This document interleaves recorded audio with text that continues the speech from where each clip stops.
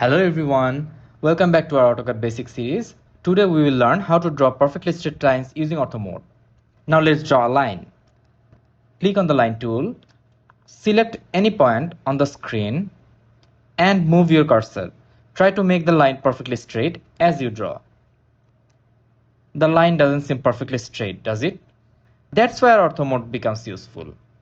If Ortho Mode is turned on, AutoCAD restricts the cursor to horizontal and vertical direction only. Now let's turn on Ortho Mode. To do that, click the Ortho button on the status bar.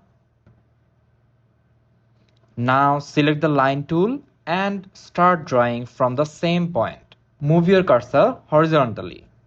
As you can see, no matter how far you move the cursor, the line remains perfectly straight.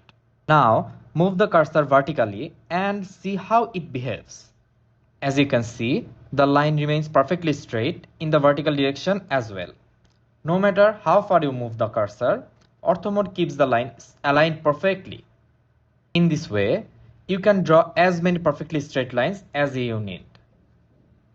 You can also turn Ortho Mode on or off using the keyboard by pressing F8.